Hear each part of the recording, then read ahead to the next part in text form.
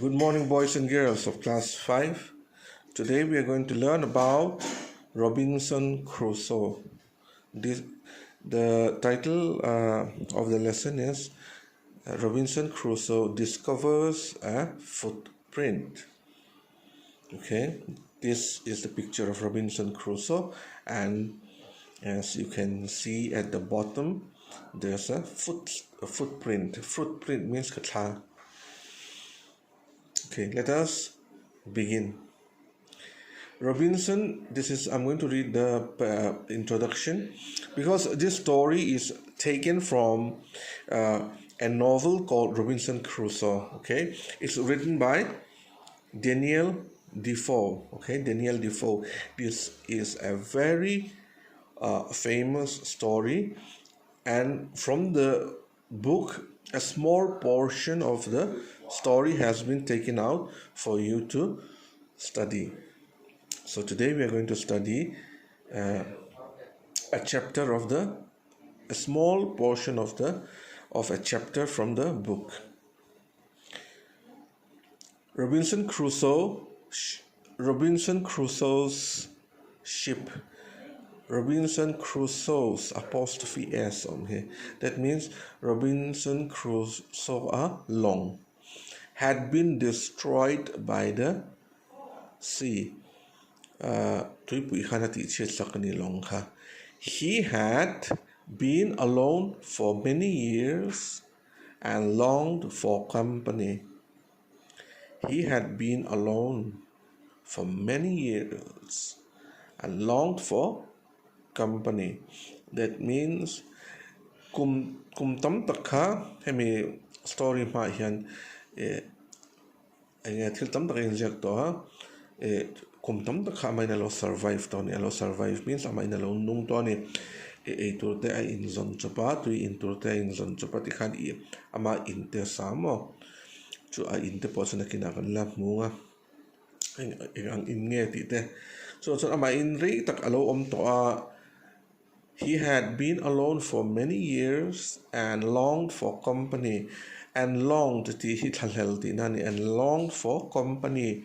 Company di ren chu hemi company kan ti chuanin here it actually means like another person or like it can relate to talking with someone mi na hanin biak ang chi te mi na interaction nei mo kan bia mo nuiza kan soya mo an chan chin kan zo ta mo khatiang chi interaction mi pani kara omang chi kha that like khatiang chi kha angai ye athalele me mani chan chu kum tam tak ama in lo om to wangin mo. One day he discovers a footprint on the sand. Ni khat chu footprint a discover ti chu a puchwaka le a khanin sand kan ti ren chuan hei enge tui pui kam mo a vut omang chi balu ang de ni chi si lo wang chi kha khami kha sand an ti a sand a khanin footprint a discovered inani chuan and tu na kan share so we will begin at the story. One day when I was going towards my boat ni khat chu kalong lampang ka kalain I was surprised to see the footprint of a man on the sand. I was surprised to see the footprint of a man on the sand. Long lampang pan lai chuanin ikhalai sand a khanin mi ketha mukha makatil tugani mo I was surprised that I stood amazed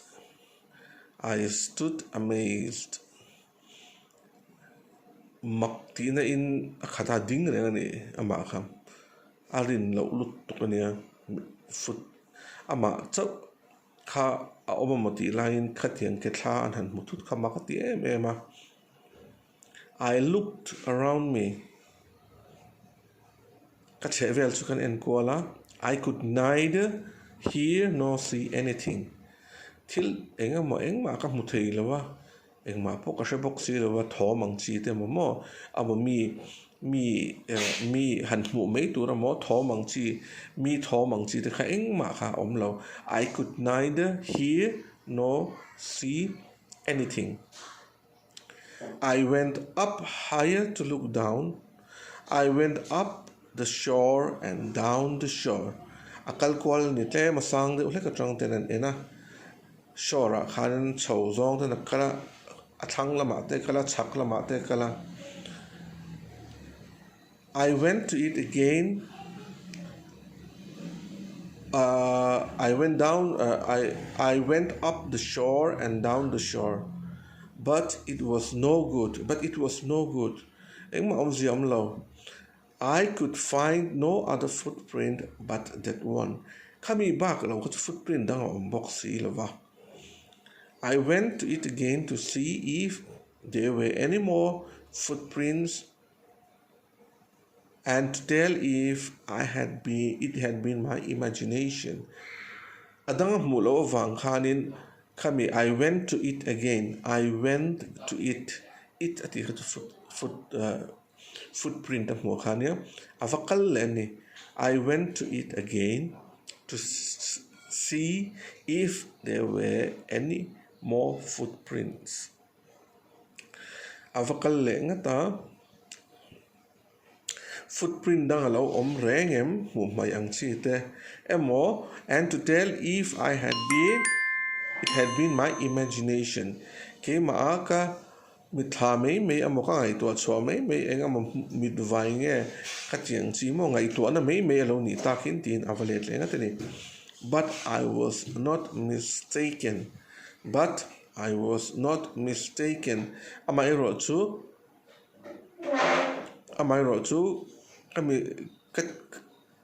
I was not mistaken. Katidik low. Katidigani ati nani. For there was exactly the print of a foot.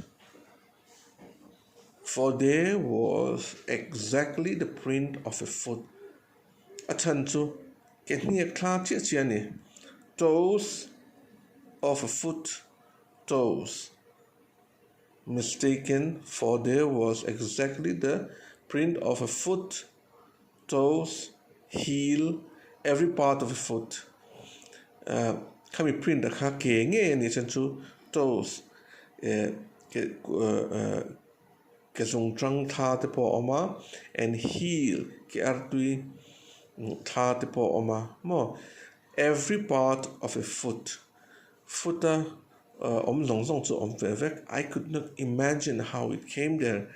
Engtin nge aron kal thei khala khan engtin om thei di kha ka ngai to thiam thei lo ni ka thiam thei lo ati na ni. I stayed a long time thinking but became more and more confused. Rei ta khala khan om angai to char amai ro chu angai to tam po le ama hambotel telaniti na tel. At last, I returned home very frightened. Atopa chuanin hlaukin ahota in lam chupan le ta. Looking behind me after every 2 or 3 steps. Pen thuma pen khan hnung lampang hoi ni. Mistaking every bush and tree to be a man. Thing buk deu le thing ang deu le klek khachu mishing ang mu te khan muwa ama kha hlau thong khop me ni. When I came to my cave, which I called my castle. Cave chu puk ti na ni puk. When I came to my cave ka puk ka kal nu chuan atia puk ka which I called my castle. Castle at pokani castle ti chu malai insak lal omna ang chi mo lung a sak ve tho ne chuan puk chung te po lung ve kan iwang kanin castle ti ani. I ran inside it but it but I ran inside it, katan luta, as if I was being chased. Me ina ang hialin katan luta. I do not remember whether I used the ladder or went in by the hole in the rock. Leilon kapang nge akwa nge kalut nge kalulay po kasalaw kaslaw luto ka ati nani. Chuanin by the hole in the rock kami lungkar kwati kachu which I called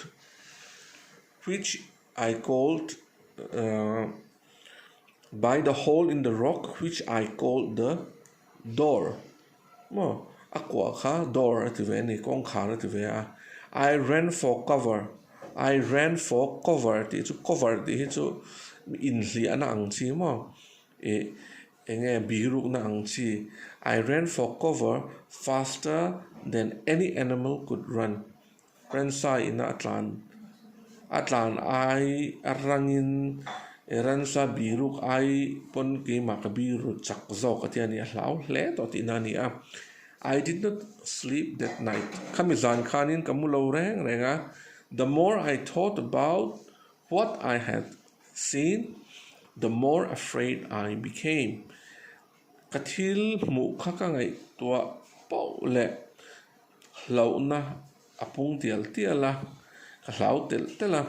I thought it could be one of the savages of the mainland who had wandered out to the sea in a small boat. Angai tua na te pei chuanin angai tua vaka. I thought it could be one of the savages. Lebera chuanin savages ti chu nam mol nun rong si ang chi khalaya tribal people khalaya in island omve savage ho kha anon kalanga. It could be one of the savages of the mainland. Khalaya rama tribal nammol nun rong si ang chi kha ani menga ti de khalangai to who had wandered out to the sea in a small boat. Long tero te a tui pui lama chuaka ron kalve nge ti de kha angai to ne. Luckily, I was not on shore at that time. Van ne thak takin khalai hun lai khanin shore khan ka omlawa. But what if it had been my boat? Abai rochu kalong khani menga. If he had seen the boat, he would have realized that someone lived on the island and would soon return with others to kill and eat me. Ani lo le kalong te kha mu nga kalong kha mu in midang avako venga midang atchen te nen anron kalanga ke mahimin thatanga min eide meyang ti thleng khan angai to ani. And so I lay fearful.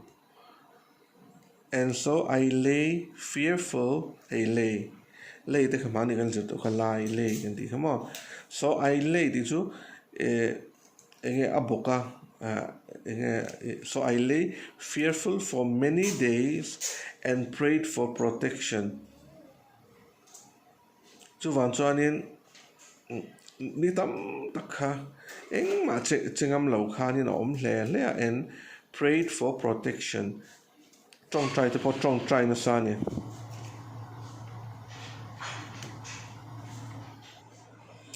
In doing so, I was much comforted.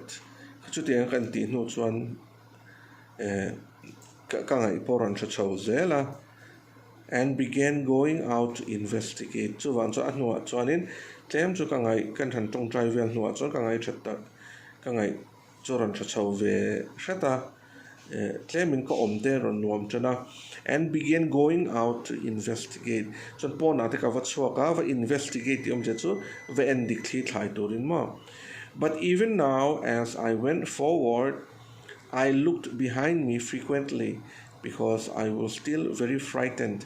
Tuna hianin amay ro chu kava kalzel na po nung lampang ka hoy ze zawa I looked behind me frequently. Mo engu nung lampang ka hoi chena because I was still very frightened. Achan so kala hlau ani. However, as I went about for 2 or 3 days and saw nothing, I became a little bolder. Ni thum nuwa chuanin khatiang anga engma thil dang han shen bel han mulo han mu tur ka nei lo nuwa chuanin tlem te chuanin kan hoi sen le sata. I decided to go down to the shore again and examine the footprint once more. Chuanin anuwa chuanin ti hianin ma kalata a heti ang hianin thu ka titluta a khalaya ma a ka hmuna khanin zuklet le footprint ka hmunen shora khanin zuklet le a footprint kha zuk en chiang le turin ai chiang zo ka zuk en turin mo. I decided to measure it with my own foot mark. Tiang hian thu ka titluta a kima keniak nen ka teang ati nani. I decided to measure it with my own foot mark. Kima kethanen khanin ka measure ang ka teang ati tani. As I came closer to the footprint bulnai kan thlen chuanin I realized that it could not be my footprint. Thil ka hmu chu thil ka hriat chu ta ka chu it could not be my footprint. Keima ke hniak ka chu ani theilo hrim because I had not come to this part of the beach since a long time. Ma rei tak chung chu khalai mun vel han ka kallo wangin keima footprint ani theilo hrim ati nani rei tak khalai vel khanin akallo wangin ikhatiang anga footprint kha chu a om thei ring lo ni. Secondly adot le chuanin apanina chuanin as I place my footprint alongside that footprint ke ama footprint bula ke ma footprint kan da ve khanin it seemed larger than my own. Came I ponali and zokani at yani. My fear returned. My fear kaslaw na karon lately. I went home again in Namakaholia, believing that there was someone there. Tu mani chu chu karing tatto ni. Bidangan karing tatto. The island was inhabited. Hemi kachen na island hi midang cheng ve an omani ti ka shetani atiani hei a story a changa tlem te lak chu ani a tuna khanin kanin explain a kanin shilfia omziate amai ro chu tuna chuan in assignment atan chuanin he thon thu hemi story hi nang mani in voi nga tal atlem bera in no chiar nga.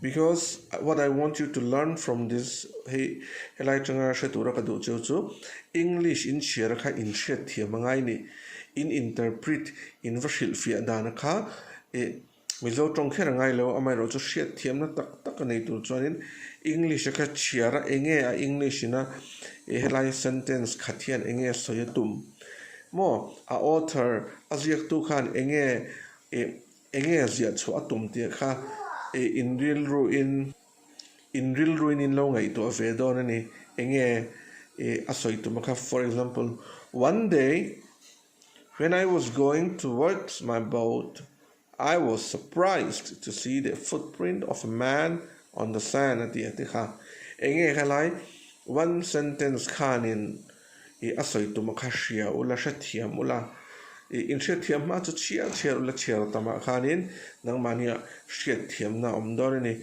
shethiam na omhuna chuanin nakin nang mani ponin indu te po insoi theyanga chuwan chuanin chithil chiar nem apoi mo a chuwa chuan in assignment atan chuanin voinga tal in no chia chok doni next class exercise kan tiang.